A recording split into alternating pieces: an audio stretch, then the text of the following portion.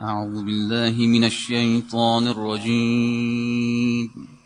بسم الله الرحمن الرحيم.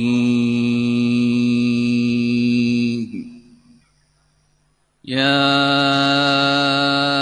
أيها الذين آمنوا كتب عليكم الصيام كما كتب على الذين من قبلكم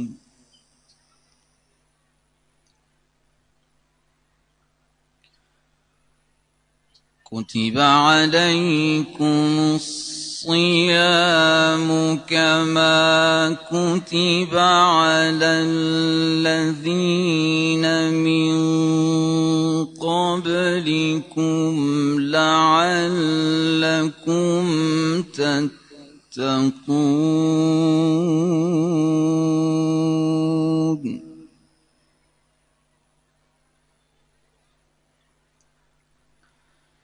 أياما معدودات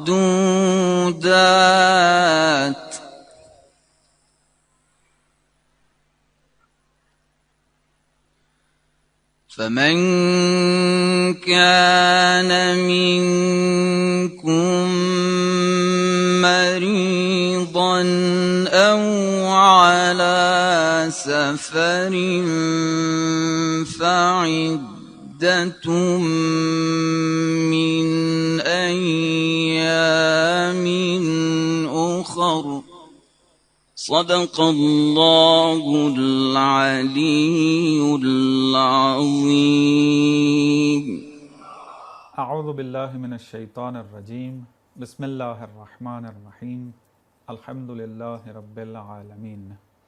شہر رمضان الذی انزل فیہ القرآن ھدی للناس وبینات من الھدی والفرقان.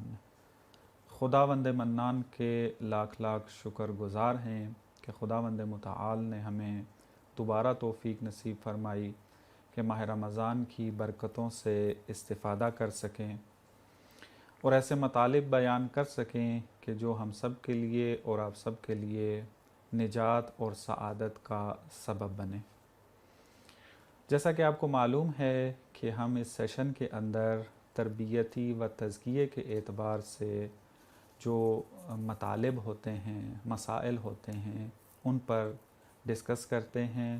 علماء یہاں پر سیر حاصل بحث کرتے ہیں.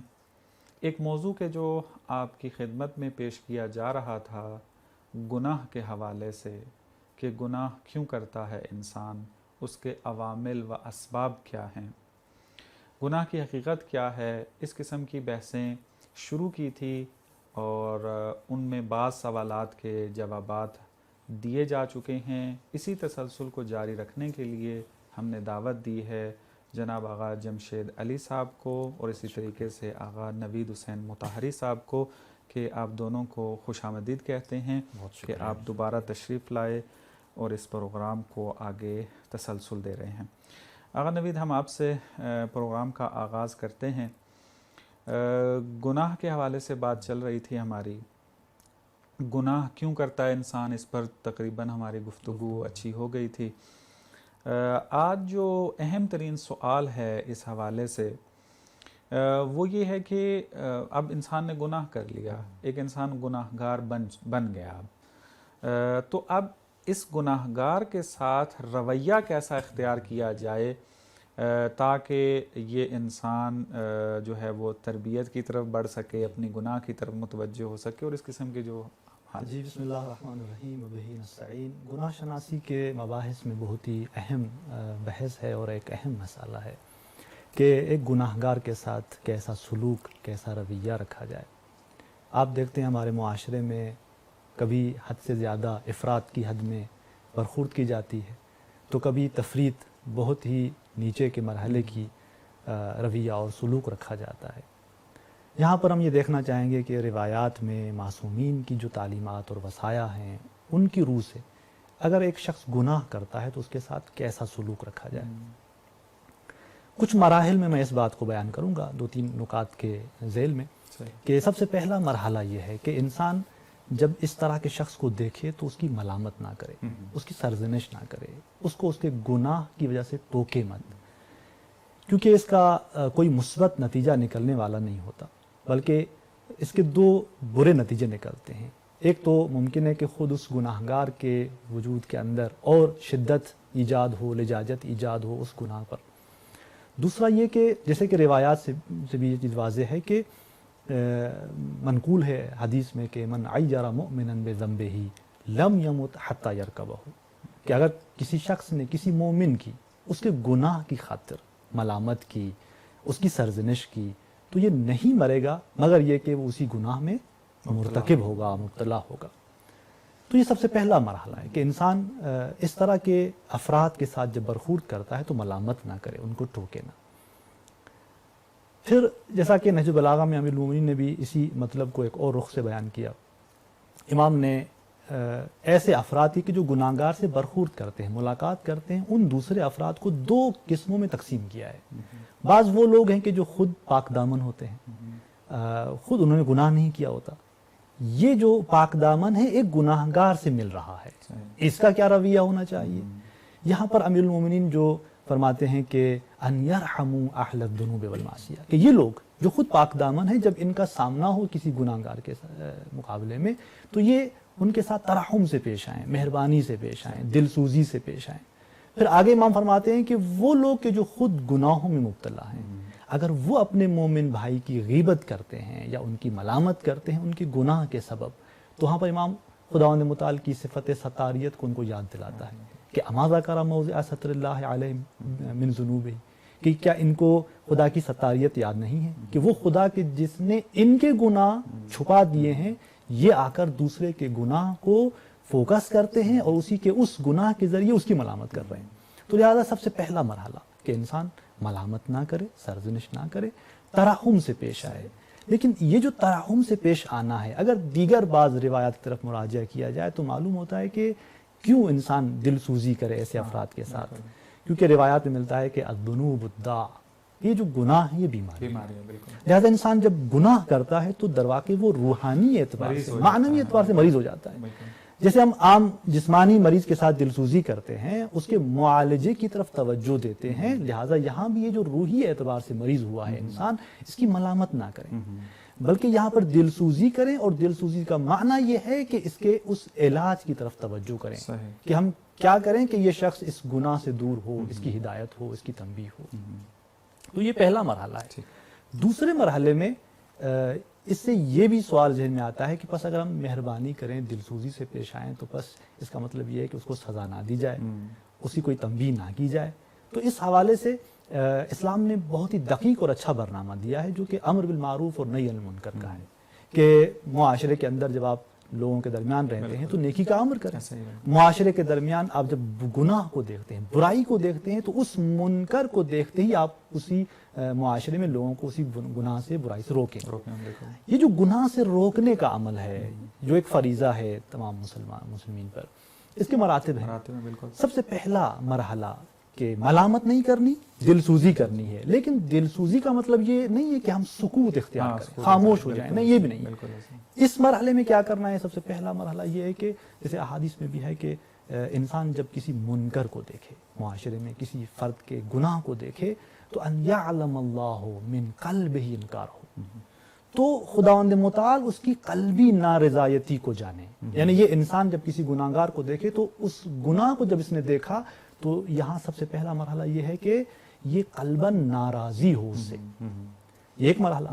آگے کا جو مرحلہ ہے یہاں پر بعض احادیث میں، چونکہ یہ قلبی طور پہ جو نارضایتی ہے، اسے خود مراتب ہے کہ اب جب یہ اسی گناہگار سے ملتا ہے، ملاقات کرتا ہے، تو یہاں پر روایات کہتی ہیں کہ ادنی الانکار، وہ جو قلبی انکار تھا، اس کا سب سے ادنا مرتبہ کیا ہے کہ ان یلقى اہل المعاصی، کہ جب یہ ملاقات کرتا ہے ان گناہگاروں کے ساتھ تو بوجوہ مقفہرہ، کہ وہ نارضایتی جو قلب میں تھی چہرے پر ظاہر ہو۔ بالکل، تو یہ دوسرا مرحلہ ہے یہاں پر۔ اب یہاں پر نہی عن المنکر کے اور مراتب بھی ہیں کہ بعض مراتب ایسے ہیں کہ جن کو حکومت اسلامی کی صورت میں عملی کیا جا سکتا ہے، جیسے مثلا ایک معاشرے کے اندر برائی کو ختم کرنا ہے اور اس کو ختم کرنے کے لیے عملی اقدام کی ضرورت ہے، تو یہاں پر حکومت اسلامی کی ضرورت ہے، جیسے کہ مراجع کی فتاوی میں بھی ہے۔ اور فقہی جو حدود ہمارے لیے بیان ہوتے ہیں فقہ میں، یہ ان گناہگاروں کے لیے خداوند متعال نے بعض سزائیں جو ہیں وہ مقرر کی ہیں کہ یہ بھی حاکم شرع سے مربوط ہیں۔ تو معاشرے کے اندر جو ہمارا وظیفہ ہے، ہمارا وظیفہ یہ ہے کہ سب سے پہلے ہم ان کی ملامت نہ کریں، اور دوسرا ہمارا وظیفہ یہ ہے کہ ہم دلسوزی سے پیش آئیں، اور کم سے کم جو ہمارا وظیفہ ہے وہ یہ ہے کہ قلبی اعتبار سے اور اپنے چہرے کے ذریعے اپنی نارضایتی کا اعلان کریں، نارضایتی کا۔ جی بالکل ایسا ہی ہے کہ ہم معاشرے میں معمولاً دیکھتے ہیں دیندار طبقہ جو موجود ہوتا ہے، جب کوئی جوان ان کے سامنے غلطی کر رہا ہوتا ہے تو وہ وہیں بیٹھے بیٹھے جو ہیں وہ اپنی جو بھی ایک رسوم و رسومات ہوتی ہیں اس کے مطابق ان کی مدد کر دیتے ہیں اس میں آ کے، تو وہ ہم دیکھتے ہیں کہ اچھا خاصا برا اثر پڑتا ہے کہ اگر مسجد میں وہ کچھ شرارت کر رہا تھا، اگر وہیں پہ ڈانٹ ڈپٹ دیا، مار دیا تو مسجد آنا چھوڑ دے گا، یا ویسے کوئی اور نیک کام کچھ اور کام کر رہا تھا، غلطی ہو گئی اس سے۔ تو یہ چیز واقعاً آپ کی بات کی تائید میں کہ معاشرے میں دیکھا گیا ہے کہ اس کے بہت برے اثر پڑتے ہیں۔ اور دوسری بات یہ بھی ہے، دوبارہ میں عرض کیے دیتا ہوں تکرار اس لیے تاکہ مطلب واضح ہو جائے، کہ یہ جو ملامت نہیں کرنی اور تراحم سے پیش آنا ہے، یہ بھی ان درجات میں سے ایک درجہ ہے کہ جو آپ نے بیان فرمایا ہے، کیونکہ بعض ایسے افراد اس وقت موجود ہیں کہ جو برائی میں اتنے گھر چکے ہیں اور اتنے ہٹ دھرم ہو چکے ہیں کہ ان کے ساتھ نہ دل سوزی کی جا سکتی ہے، نہ ان کے ساتھ جو ہے وہ بغیر ملامت سے جو ہے وہ برخورد کی جا سکتی ہے۔ ان کا ایک اپنا مرحلہ ہے جو آپ نے بیان کیا ہے۔ بلکہ وہاں پر میں اشارہ کروں کہ حتیٰ بعض گناہگار ایسے ہوتے ہیں کہ جو اپنے گناہوں سے ایک ایسے مرحلے میں پہنچ جاتے ہیں، تو وہاں پر حتیٰ یہ جو جیسے آپ نے کہا کہ دل سوزی نہیں ہے یہاں پر، بلکہ یہاں پر یعنی بعض احادیث سے یہ ملتا ہے کہ ان افراد کے ساتھ اٹھنا بیٹھنا ترک کیا جائے۔ بالکل یہ جو اٹھنا بیٹھنا ترک کیا جائے، کیوں؟ اس کے دو جو ہیں وہ فائدے بیان کیے گئے روایات میں۔ ایک یہ کہ اس کی ہدایت ہو، اجتماعی معاشرتی ایک دائرہ اس کے لیے مضیق تنگ کیا جائے تاکہ وہ ہدایت پر آئے، اس گناہ کو ترک کرے۔ اور دوسرا یہ کہ کیونکہ بیمار ہے، یہ ایک ایسا بیمار ہے کہ جس کی بیماری منتقل دوسرے شخص کی طرف مسری ہے، منتقل ہونے کا خدشہ ہے۔ روایات میں ہے کہ ایسے فاجر اور فاسق انسانوں سے آپ معاشرت نہ کریں، کیوں؟ اس لیے کہ وہ چاہتا ہے کہ آپ ان کی طرح ہو جائے۔ جی بالکل ایسا ہی ہے، بالکل۔ بس پہلا قدم جو ہوا، ہم طبیعی طور پہ گفتگو کر رہے ہیں کہ اگر آپ دیکھتے ہیں ایک جوان نے، ایک نوجوان نے، بچے نے یا کسی بڑے نے بھی اگر کوئی غلطی کی ہے تو اس میں ہمیں خیال یہ رکھنا ہے کہ اس کی شخصیت باقی رہے، چونکہ جب شخصیت مجروح ہوتی ہے اس وقت پھر وہ ہر دھرمی آ جاتی ہے، شدت آ جاتی ہے۔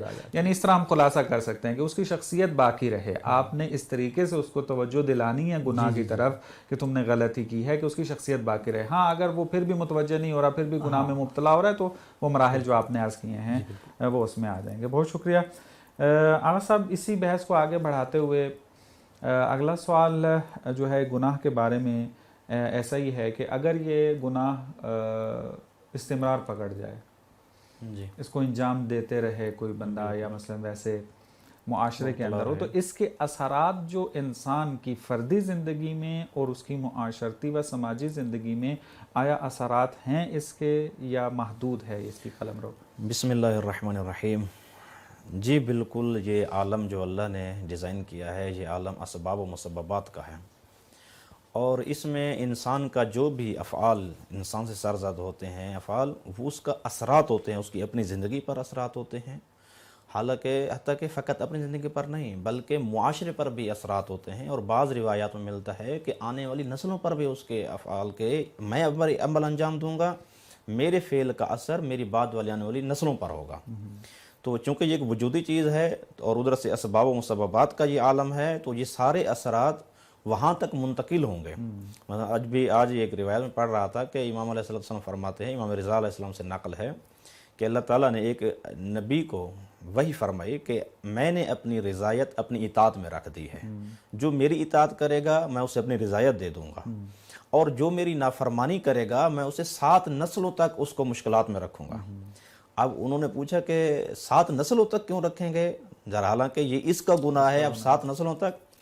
تو وہاں پر اس صاحب کتاب نے فرمایا کہ یقیناً جو بات آغا صاحب فرما رہے تھے ابھی کہ اگر وہ قلبی رضایت دیتے ہیں اپنے آباء و اجداد کے گناہ پر تو وہ اثرات گناہ کے جو اللہ تعالیٰ نے تکوینی طور پہ اثر رہے گا، اور اگر قلبی طور پر انکار کر دیتے ہیں آغا صاحب فرمایا تو اب ان کے لیے ضروری نہیں ہے کہ، اور تاریخ میں ایسا ملتا بھی ہے کتنے بدکار لوگ تھے ان کے اولاد نیک آئی ہے، جیسے یزید کا بیٹا جو ہے وہ تاریخ نے بتایا ہے کہ پہلی ہی پشت میں وہ نیک نکلا تھا، تو ہے اثر۔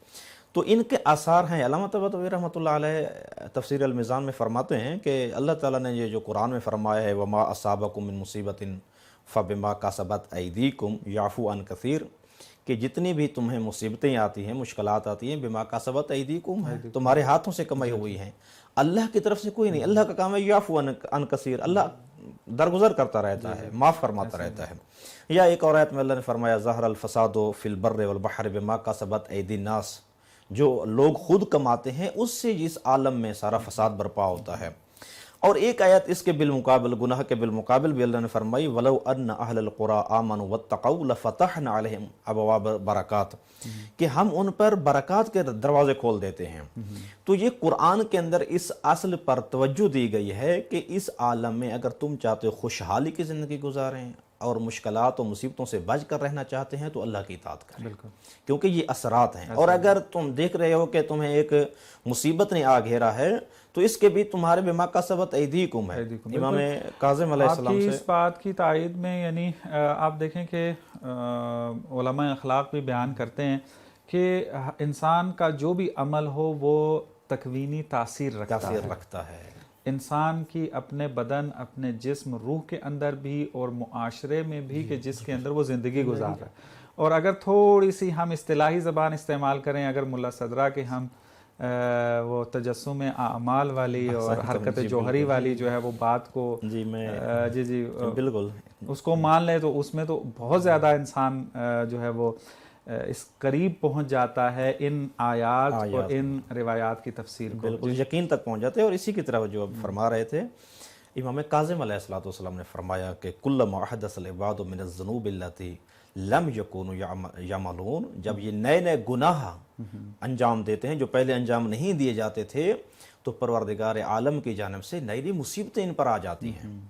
مثلا اب دیکھیں کہ چونکہ ٹیکنالوجی ترقی کر گئی ہے تو گناہ بھی اسی کے حوالے سے ترقی کر گئے ہیں، تو اب مصیبتیں بھی نئی، بیماریاں نئی آ گئی ہیں۔ اب یہ کرونا کی بیماری اب دیکھ لیں، یہ موبائل انسان یوز کرتا ہے، اس کی شعاؤں سے بہت ساری بیماریاں بدن میں ایجاد ہو رہی ہیں۔ مثلا یہ پہلا اچھی مثال آپ نے لی ہے، مثلا موبائل سے پہلے والی جو اتنی برائی نہیں ہو سکتی تھی، یہ جو معاشرہ اتنا گندا آج فردی طور پہ انسان گناہ کم کر پاتا تھا، لیکن موبائل نے جو ہے فردی گناہ بھی بہت زیادہ کر دیا۔ جی، تو وہ اجتماعی طور پر بہت زیادہ اثرات ہوتے ہیں۔ مثلا میں گناہ کرتا ہوں، دعائے کمیل کے شروع میں امیر المومنین علیہ السلام نے فرمایا ہے اللہم اغفر لی ذنوب التی تغیر النعم، کہ میرے وہ گناہ معاف فرما دے جو نعمتوں کو تبدیل کر دیتے ہیں۔ اب میں گناہ کرتا ہوں، نعمتیں تبدیل ہو گئی، اب نعمتوں کا اثر فقط مجھ تک محدود نہیں ہے، پورے معاشرے پر ہے۔ میرا گناہ موجب بنا ہے اجتماعی طور پر ایک اثر وجود میں آیا اور معاشرہ اس نعمت سے یاد آ رہا ہے جناب موسیٰ کا نقل ہوا ہے تاریخ میں، اب معتبر کتنا ہے نہیں معلوم، اگر تائید کیجئے گا اگر آپ کے ذہن میں آ جائے۔ وہ کہتی آ گئی تھی اور بارش نہیں ہو رہی تھی، اور خدا نے کہا کہ لوگوں کو اکٹھا کرو اور ایک دعا کرو تو آ جائے گا، تو سب شرائط پورے ہونے کے باوجود جو ہے وہ بارش نہیں ہو رہی تھی، تو دوبارہ جناب موسیٰ نے رجوع کیا خدا کی طرف کہ تمام شرائط تو پوری ہو گئی ہیں لیکن نہیں ہو رہی وہ بارش، کیا مسئلہ ہے؟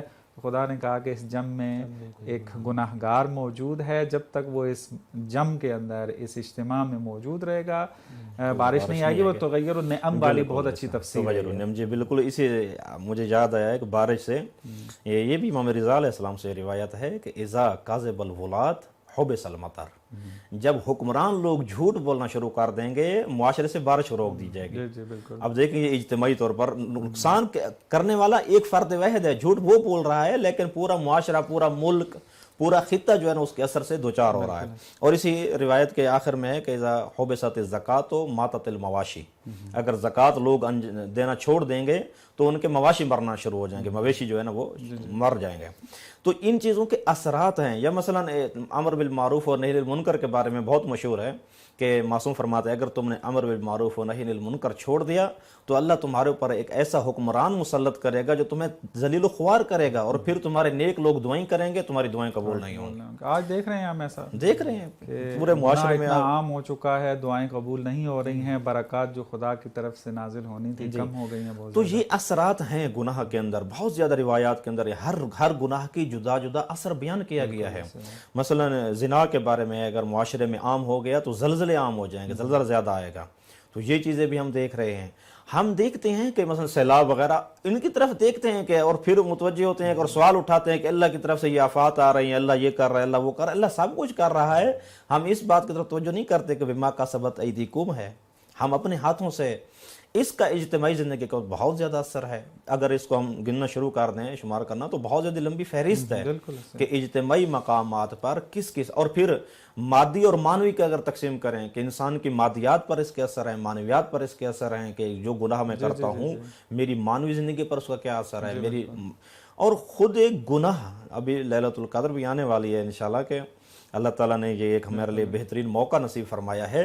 गुनाह हमारी सआदत तक पहुंचने के सामने एक बहुत बड़ी दीवार है, और अल्लाह ताला ने हमें ये मौका नसीब फरमाया है कि अगर इस दीवार को गिराना चाहते हैं और उसके आसार वज़ी और तकवीनी से वापस पलटना चाहते हैं तो मैंने तुम्हारे लिए तौबा के दरवाजे खोल दिए। बिल्कुल ऐसे ही है। बहस इंशाल्लाह जारी रहेगी हमारी। खुलासा आपकी बात का यही बनता है, मैं थोड़ा सा उसको पुररंग कर दूं कि गुनाह अगर कोई इंसान करता है तो वो उसके साथ महदूद नहीं। आपकी ताबीर के मुताबिक यानी एक मरज़ है कि जो मुसरी है। यानी जैसे आप देख लें आजकल के दौर में कोरोना वायरस आया हुआ है और एक दूसरे से बचते फिरते हैं।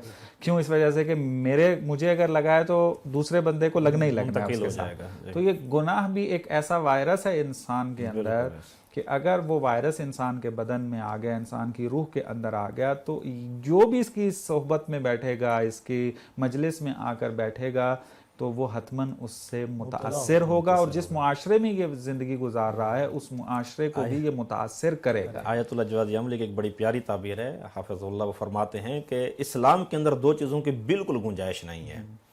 एक ये कि मसलन हमारे यहाँ जुमला चलता है तुझे क्या, या मसलन मैं कोई गुनाह कर रहा है मैं देख रहा हूँ और मुझे क्या। फरमाते हैं दोनों की कोई गुंजाइश नहीं है, तुझे क्या और मुझे क्या। अगर वो गुनाह कर रहा है तो उसका असर पूरे मुआशरे का, जिसका मैं भी फर्द हूँ, उस पर, मुझ पर होगा। और अगर मैं गुनाह कर रहा हूँ, अम्र बिल मारूफ नही अनिल मुनकर का छोड़ रहा हूँ, तो मुआशरे के अंदर और मुतासिर होगा उसके अंदर आके। आगा साहब हम आपकी तरफ आते हैं, इसी बहस को आगे बढ़ाते हैं। बहुत दिलचस्प बहसें हैं ये, मुआशरे में ज़रूरत भी है इसकी। वो ये है कि दुनियावी ज़िंदगी के अंदर जो इंसान की अक़ीदे हैं और इंसान की जो मानवियात पाई जाती हैं, उस पर जो गुनाह के असरात मुतरत्तिब होते हैं वो कैसे होंगे? इस सिलसिले में जैसे आगा ने बयान किया कि हम गुनाह के आसार को तकसीम कर सकते हैं कि बाद आसार ऐसे हैं जो इंसान की मानवियत को तबाह कर देते हैं, इंसान की हकीकत को तबाह कर देते हैं। बाद आसार हैं जो इंसान की मादी ज़िंदगी को मफलूज करते हैं, कि जिसको आगे बयान किया जाएगा कि इस मोरद में कि वो गुनाह कि जो इंसान की मानवियात को ख़त्म करते हैं, ये कैसा असर है।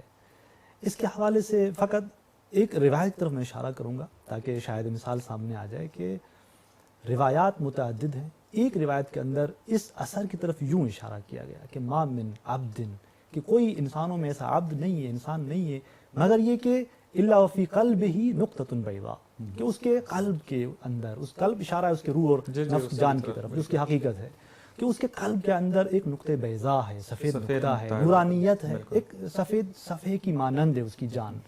फिर जब ये गुनाह करता है तो उसी नुक़्ते सफ़ेद के ऊपर एक नुक़्ते स्याह ज़ाहिर होता है। फिर उसी रिवायत के अंदर है कि अगर ये तौबा करता है तो वो नुक़्ते स्याह जो है, वो स्याही जो इसके वजूद पर आती है वो ख़त्म हो जाती है। अगर ये तौबा नहीं करता, इन्हीं गुनाहों के इर्तिकाब में और आगे बढ़ता चला जाता है, तो वो स्याही फैलती चली जाती है यहाँ तक कि उसकी नूरानियत को ख़त्म कर देती है। ये वो मतलब है कि जिसकी तरफ कुरान मजीद ने मुतअद्दिद आयात में मुख्तलिफ ताबीरात से इशारा किया है। मसलन यही कि बाज़ लोगों की तरफ कुरान मजीद ने यूँ इशारा किया कि अफ़ला यतदब्बरून फ़िल कुरान, कि ये लोग कुरान तदब्बुर क्यों नहीं करते।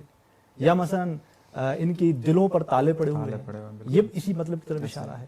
یا یہ کہ کلا بل ران علی قلوبہم بما کانوا یکسبون، یہ بھی اسی مطلب کی اشارہ ہے کہ یعنی ان کے گناہوں کی وجہ سے ان کا جو قلب ہے وہ زنگآلود ہو چکا ہے. جی اور بل ہم ازل کی تعبیر بھی جی وہ بھی اسی کی طرف ناظر ہے. تو یعنی گناہ کا ایک جو اثر ہے، جو خطرناک اثر ہے، جو انسان کی جان یعنی حقیقت کو بالکل ظلمتوں اور تاریکیوں میں دھکیل دیتا ہے. پھر یہاں پر آقا جوادی عامل حفظہ اللہ کی ایک بہت ہی خوبصورت تعبیر ہے قرآن کی ان آیات کی تفسیر کے اندر، کہ جب انسان اس مرحلے میں آتا ہے کہ اس کا دل تاریک ہو چکا ہوتا ہے، یعنی اس نے اپنے دل کے سارے دروازے خود ہی بند کر دیے ہیں، تو یہ ایک ایسا مورد ہے کہ جہاں پر یا کے جملے کہ نہ تو اس کی بدخلقی کو اسی کے اس قلب اور جان سے نکالا جا سکتا ہے، نہ کسی اچھی چیز کو اس کے قلب کے اندر داخل کیا جا سکتا ہے. کوئی جوشش، کوئی ابال اس کے اندر نہیں ہے، یہاں تک کہ یہ مرحلہ وہاں پہنچتا ہے. مراحل بالآخر اس تاریکی کے، چونکہ ایک نقطہ سیاہ ایجاد ہوا، پھر دوسرا ایجاد ہوا، یہ وہاں پہنچتا ہے کہ جہاں پر قرآن مجید ایک جگہ پر انہی افراد کا ذکر کرتے ہوئے، انہی افراد کے قلوب کی قساوت کو بیان کرتے ہوئے قرآن مجید نے کہا کہ فَهِيَ كَالْحِجَارَةِ، کہ یہ پتھر کی مانند ہے. یہاں نہیں رکا قرآن مجید، کہا کہ او اشد قسوہ، کہ نہیں فقط پتھر کی طرح نہیں بلکہ پتھر سے بھی زیادہ سخت. تو یہاں پر ایک جو آقا جوادی عاملی نے ان کی اس مطلب کی تحلیل کیا، فرماتے ہیں کہ دیکھیں انسان کے لیے دو سیر اپنی ہدایت کے اندر مد نظر ہیں.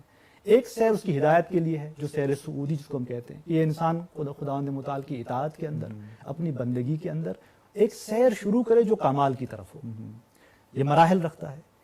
پھر اگر انسان خدا کی نافرمانی کرتا ہے، اسی قساوت قلبی میں آتا ہے، اس کی دل سخت ہو جاتی ہے، اس کا وجود تاریک ہو جاتا ہے، تو یہ کہاں جاتا ہے؟ یہ سیر نزولی شروع کرتا ہے، یہ نیچے گرتا ہوا چلا جاتا ہے. پھر اسی سیر نزولی میں جو اس کی راہ کی ابتدا ہے وہ مرحلہ حیوانیت ہے، جس سے آپ نے اشارہ کیا کہ اولئک کالانعام، کہ یہ پہلے مرحلے میں حیوانوں کی طرح ہیں، پھر آگے مرحلے میں بل ہم اضل، ان سے گمراہ ہیں، ان سے زیادہ گمراہ ہیں.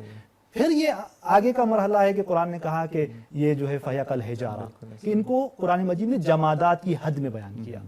پھر اس سے بھی بدتر مرحلہ کہ قرآن مجید نے ان انسانوں کو جمادات سے بھی بدتر جانا، کیونکہ پتھر کی بھی خداوند متعال نے اسی آیت کے اندر 3 قسمیں بیان کی.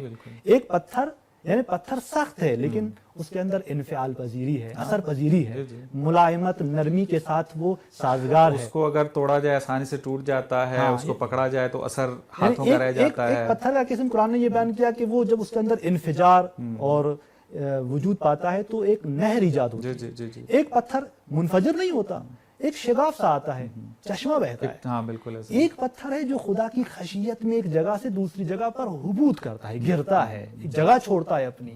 لیکن یہ انسان وہ ہیں کہ گناہ کے آثار کی وجہ سے ان سے بھی زیادہ قسی ہو جاتے ہیں. تو یہ کیا ہے؟ یہ یعنی انسان کا ایمان تباہ ہو گیا، انسان کا عقیدہ تباہ ہو گیا، انسان کی جو نورانیت ہے اس کے روح اور نفس سے وہ ختم ہو جاتی ہے. اور یہ گناہ کے بار بار انجام دینے سے یہ مرحلہ آتا ہے اور بچنا چاہیے یعنی ہر بندے کو کہ گناہ اتنے زیادہ جو ہے وہ نہ کرتے جائیں، تکرار نہ کریں ان بحثوں کو. بالکل. بعض بزرگان کی ایک بہت ہی خوبصورت تعبیر ہے یہاں پر جو مجھے ابھی یاد ہے آپ کے ان کلمات سے، کہ فرماتے ہیں کہ اگر انسان گناہ انجام دیتا ہے، جیسے اس روایت سے معلوم ہوا کہ ایک نقطہ سیاہ انسان کے وجود پر آیا، اب اس کا کام کیا ہے کہ جائے توبہ کرے، اس نقطہ سیاہ کو اپنے وجود سے ہٹائے.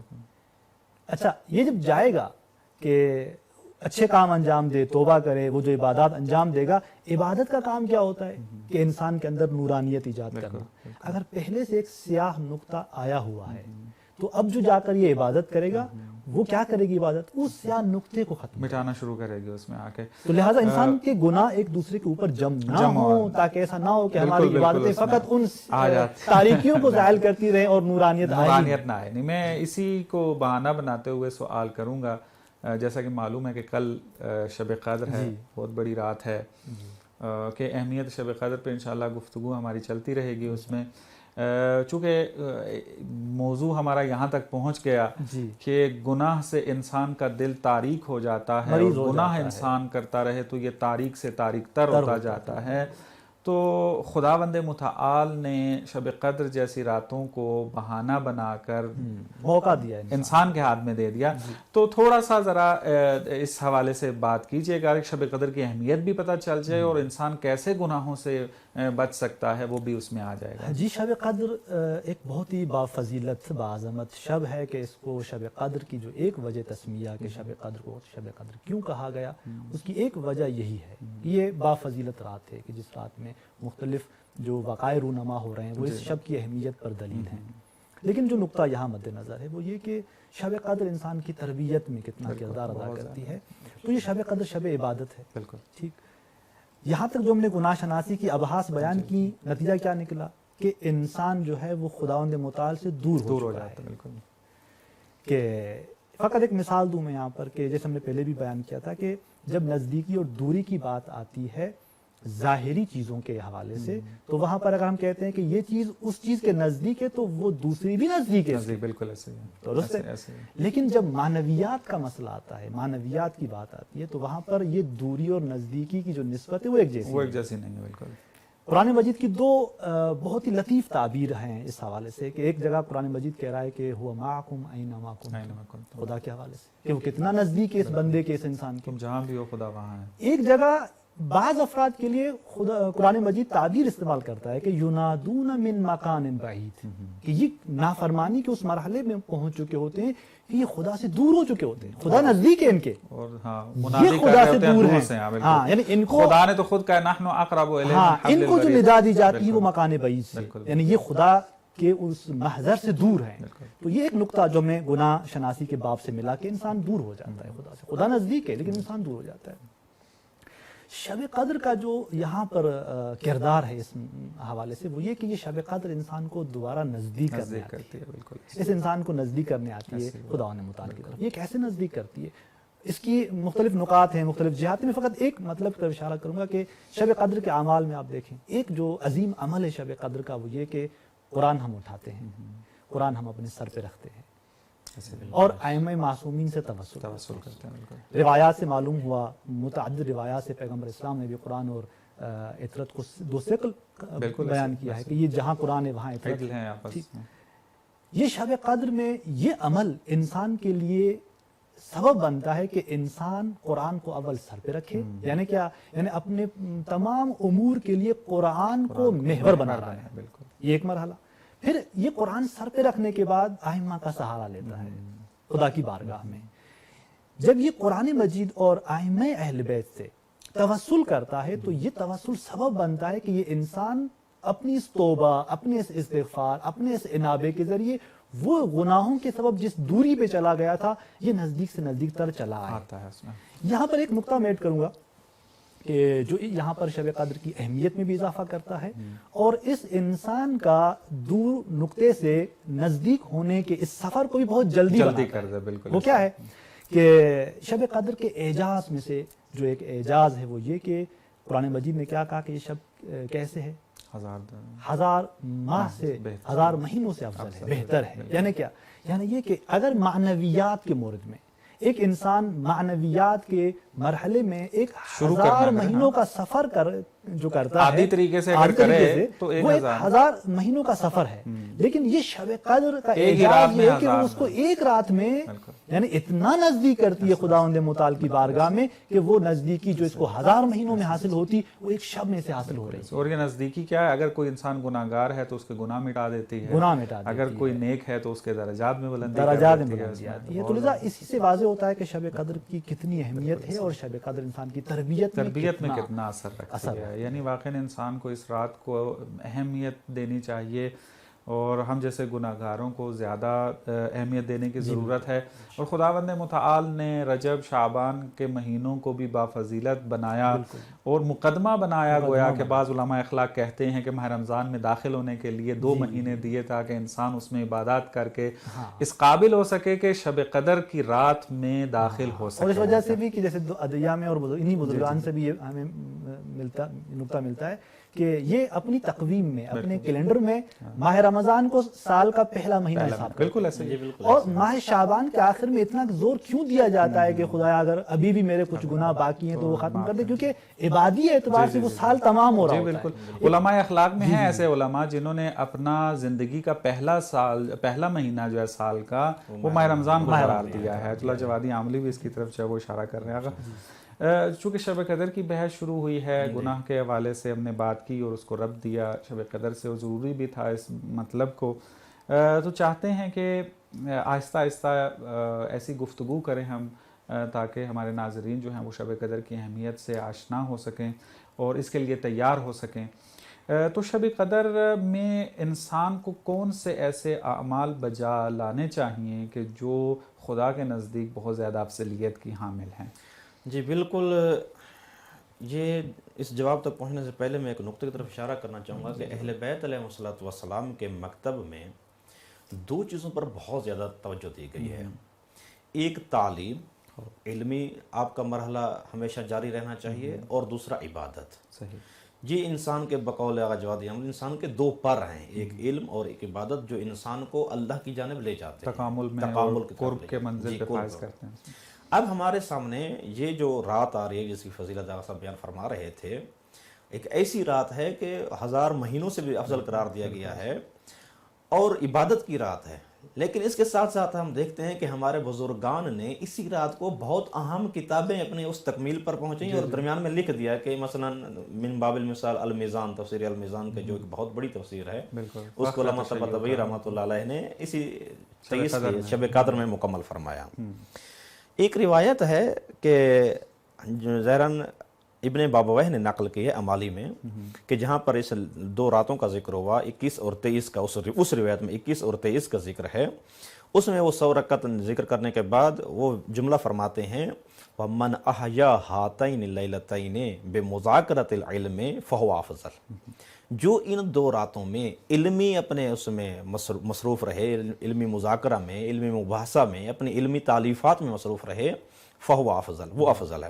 اور ظاہراً یہ وہ پیغمبر اکرم صلی اللہ علیہ وسلم کا ایک فرمان ہے، جناب ابو ذر کے نام ہے، کہ یا ابو ذر الجلوس عند مذاکرۃ العلم ساعتاً، وہ افضل ہے 1 سال کے روزوں اور 1 سال کے ماہ رمضان کے، مثلا ایسے پورا سال گزاریں روزوں کے ساتھ دن، اور رات کو آپ قیام کے ساتھ گزاریں، 1 لمحہ آپ علمی مذاکرے میں بیٹھے زیادہ افضل ہے۔ لیکن اس کا مطلب یہ ہرگز نہیں ہے کہ آپ فقط علمی کتاب اٹھا لیں اور مطالعہ کرتے رہیں اور عبادت سے آپ محروم ہو جائیں۔ یعنی میں بھی اسی نقطے کی طرف توجہ دلانا چاہ رہا تھا کہ ہماری اس بات کا کرنے کا جو مقصد ہے وہ یہ کہ انسان نے، جس طرح کہ کہا جاتا ہے، روایات میں ملتا بھی ہے کہ اپنے اوقات کو تقسیم کرنا ہوتا ہے، تو مختلف اعمال ہیں جو افضلیت کے حامل ہیں، ان میں سے ایک جو ہے وہ علمی مذاکرہ سے مراد یہ ہے جو ہم گفتگو کر رہے ہیں، بالکل ٹھیک ہے، اور اہل بیت کا جو ہے وہ بتائے ہوئے جو علوم ہیں، مطالب ہیں، ان کے اوپر ڈسکشن کرنا، آگاہی لینا، آگاہی دینا، یہ تقریباً ہو جاتا ہے۔ اور ناظرین سے میں تقاضا کروں گا کہ اس قسم کے جو علمی بحثیں ہو رہی ہیں اس کو تسلسل سے سنتے رہیں، اور یہ جو آپ مثلاً فرض کریں آپ یہ والا پروگرام دیکھ رہے ہیں اور 1.5 گھنٹہ آپ ہمارے ساتھ رہتے ہیں، تو اگر آپ قربتاً اللہ اس کو دیکھ رہے ہوتے ہیں اور خدا کے قرب کو حاصل کرنے کے لیے اس کو دیکھ رہے ہوتے ہیں، تو یہ جو ہم مطالب بیان کرتے ہیں یہ بھی ائمہ معصومین سے ہم لے کر آئے ہیں اور یہ بیان کر رہے ہیں، تو یہ بہت بڑی ایک عبادت ہے جس کی طرف آگے اشارہ کر رہے ہیں۔ بالکل اسی طرح حدیث قصہ کے آخر پر جہاں حضرت پیغمبر اکرم صلی اللہ علیہ وسلم سے وہ نقل ہے، حضرت علیہ السلام کو فرماتے ہیں کہ اگر کسی محفل میں ہمارے شیعہ جمع ہو جائیں اور اس میں ہمارا ذکر ہو تو ان کی مشکل آسان ہو جائے گی۔ تو یہاں پر ایک نقطہ بیان کرنا چاہوں گا کہ ہم نے اس کو یہ ظاہراً مشکلات مادی میں منحصر کر رکھا ہے، برکت کے لیے، گھر کی برکت کے لیے، یا مثلا کاروبار کے برکت کے لیے ہم اس کو استعمال کرتے ہیں، اچھی بات ہے، اور اس میں منع نہیں کر رہا، یہ اچھی بات ہے، ہونا چاہیے۔ لیکن اس سے زیادہ اس نقطے کی طرف متوجہ ہونا چاہیے کہ اگر اہل بیت علیہ السلام کے ماننے والے ایک محفل میں آتے ہیں اور اہل بیت علیہ السلام کے کلام کو ذکر کرتے ہیں، تو بہت ساری ہماری اعتقادی مشکل، ہماری عملی مشکل، ہماری دنیاوی مشکل، اخروی مشکل، بہت مشکل آسان ہو جاتی ہیں۔ اور یہ اہل بیت علیہ السلام کے جو حلال مشکلات ہیں وہ اس جانب سے ہیں کہ اگر ہم ان کے دروازے پر جاتے ہیں، ان کے کلمات سے تمسک کرتے ہیں، تو اس دنیا میں بھی ہمارے لیے بہت آسانیاں پیدا ہو جاتی ہیں، اور آخرت میں ہمارے لیے اجر عظیم سعادت اور منتظر ہے۔ نجات کا سبب بنتے ہیں، بالکل۔ تو کلام معصوم کے اندر جس طرح امام رضا علیہ السلام کے فرمان بھی ہے کہ اگر لوگ ہمارے کلام کے محاسن کو جانتے ہوتے لتبعونا، تو ہماری اتباع کرتے، کیونکہ معصوم کے کلام کے اندر ایسی چیزیں موجود ہیں جو ہمارے اس زندگی کے، اس دنیاوی زندگی کے لیے بھی حلال مشکلات ہیں اور اخروی زندگی کے لیے بھی حلال مشکلات ہیں۔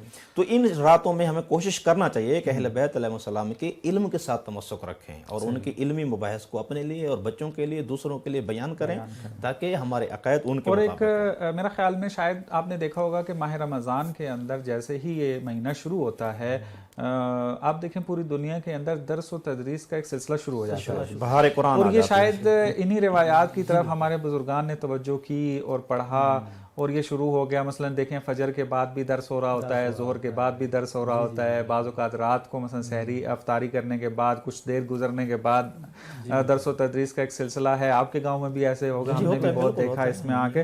تو الحمدللہ کہ یہ سنت کہ جو بہت اچھی سنت ہے جو کہ قرآن اور روایات کے مطابق ہمارے پاکستان کے اندر موجود ہے، بلکہ پوری دنیا میں موجود ہے، ہمیں اس سے زیادہ استفادہ کرنا چاہیے۔ بس پہلا عمل جو افضل ترین ہے وہ تعلیم ہے، تعلیم و تعلم ہے، سیکھنا ہے، اور دوسرا عبادت ہے۔ یہاں پر ایک دوسرا عرض کرنا چاہوں، تعلیم و تعلم، ایسا تعلیم و تعلم جو ہمیں حد اقل ان راتوں میں خدا کے قریب لے جائے۔ بالکل ایسے ہی یہ تو علم نافع کے اوپر بھی ہم نے ایک دفعہ بحث کی تھی کہ ایسا نہیں ہے کہ انسان بیٹھ جائے اور ادھر ادھر کی باتیں ہانکتا رہے گا، اس قسم کی باتیں، یا گمراہ لوگوں کے سامنے بیٹھ جائے جو عقائدی طور پہ منحرف ہیں اور اس میں بات کرے۔ یہ ساری چیزیں جو ہے وہ ناظرین متوجہ کریں گے۔ جو امور ہیں، جو ان کے علوم ہیں، وہ خود جیسے روایات سے معلوم ہے کہ وہ خود نور ہیں۔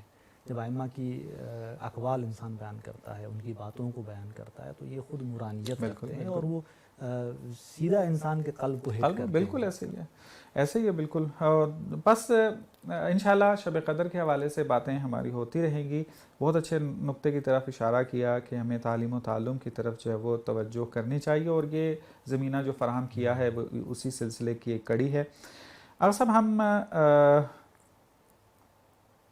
اپنے اس گناہ کی بحث کی طرف آتے ہیں، جیسا کہ اپنے اشارہ کیا کہ گناہ کے آثار کے حوالے سے اور تربیت شب قدر کے ساتھ ہم نے اس کو بحث کیا۔ اس میں آ کے انسان کی جو مادی زندگی ہے، اس مادی زندگی کے حوالے سے کوئی تاثیر ہے گناہ کی؟ جی بالکل، گناہ کے آثار میں ہم نے کہا کہ بعض آثار انسان کی معنویت کو تباہ کرتے ہیں، بعض آثار ایسے ہیں کہ جو انسان کی مادی زندگی یعنی روزمرہ کی جو زندگی ہے اس کو مفلوج بناتے ہیں۔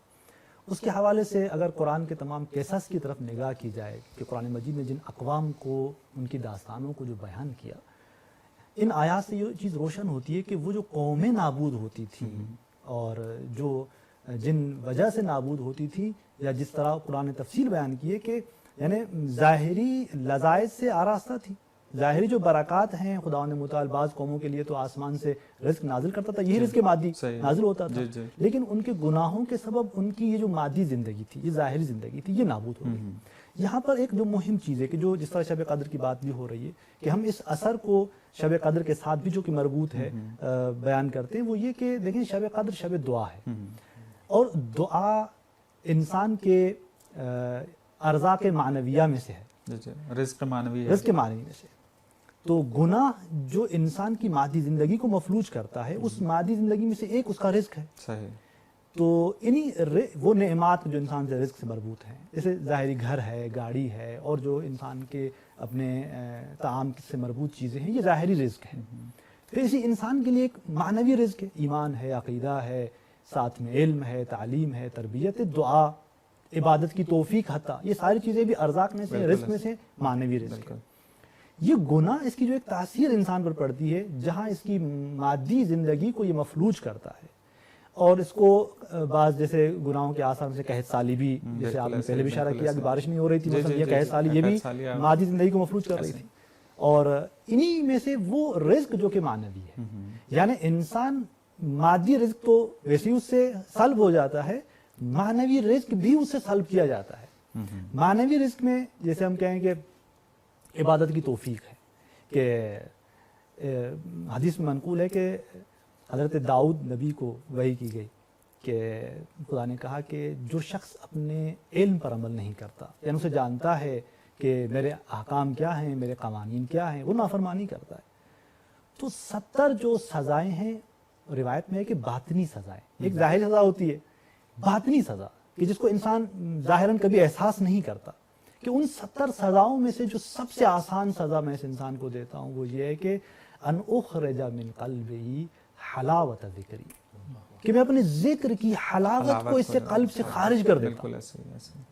آگے شب قدر آ رہی ہے، انسان خود کو دیکھے کہاں پر ہے، اگر واقعی اسے یہ حلاوت احساس نہیں ہوتی ہے اپنی عبادات میں تو یہ شب قدر جائیں اس میں اصلاح کرنی ہے۔ یا امیر المومنین کا وہ معروف فرمان کہ جب امام کے پاس ایک شخص آتا ہے کہ مولا مجھے نماز شب کی توفیق نہیں ہوتی، امام نے کیا جملہ فرمایا کہ انت رجل قد قیدتک ذنوبک، کہ تم وہ ہو کہ جس کو گناہوں نے مقید کیا ہے، تو پس لہذا آثار میں جیسے میں تقسیم بیان کی کہ آثار میں سے کچھ آثار ایسے ہیں گناہوں کے کہ جو انسان کی مادی زندگی کو مفلوج کرتے ہیں، یہ مصیبتیں جو مثلا انسان پر آتی ہیں، بلکہ حتی انفرادی بھی نہیں، اجتماعی مصیبتیں، اجتماعی بیماریاں آتی ہیں، قومیں نابود ہو جاتی ہیں، وہ جو برکات آسمان و زمین سے مادی برکات نازل ہو رہی تھیں وہ سلب ہو جاتی ہیں، وہاں پر یہ رزق معنوی جو مہم رزق ہے وہ بھی انسان سلب ہو جاتا ہے۔ آپ کی اس بات سے مطلب ذہن میں آ رہا تھا کہ جس طریقے سے ہر بیماری کی ایک علامت ہوتی ہے اور انسان جب اس بیماری کو علامت کو دیکھتا ہے تو فوراً ڈاکٹر کی طرف رجوع کرتا ہے،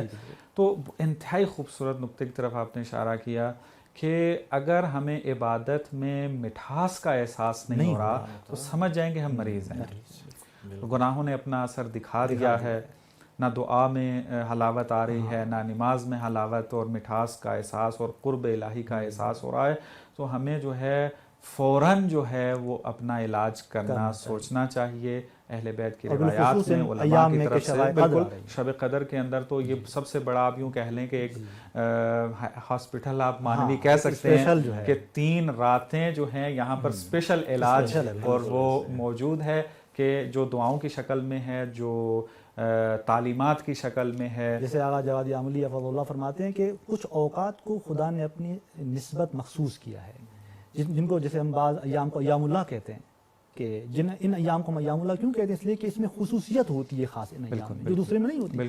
کہا کہ شب قدر اور یہ جو شب قدر ہے یہ بھی ان ایام اللہ کی طرح خدا سے منسوب ہے، کہ جہاں پر آئے میں آپ فرماتے ہیں کہ خدا نے لیلۃ القدر کو تکرار کیا ہے، ضمیر نہیں پلٹائی سورت کے اندر، کیوں؟ اس لیے کہ اس رات کی ایک خصوصیت ہے، اور یہ خداوند متعال خود متجلی ہے اپنے خاص ارادے اور مشیت کے ساتھ، لہذا ایک بہت عظیم موقع ہے انسان، خدا کرے کہ انشاءاللہ ہم اس سے استفادہ کر سکیں۔ ہمارے پروگرام کا وقت ختم ہوا، انشاءاللہ دوبارہ حاضر ہوں گے آپ کی خدمت میں اور اس بحث کو آگے تسلسل دیں گے۔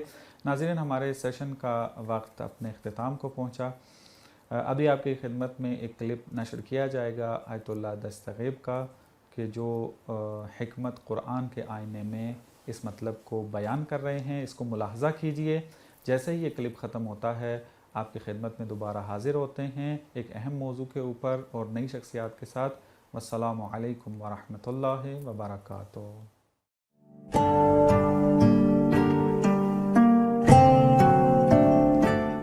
واجب است انسان یقین کند به این که پروردگار او همیشه با اوه و همه جا با اوه. یکی میفرماید که قرآن بخونید، برنامه اسلام تلاوت قرآن در شبان روز است.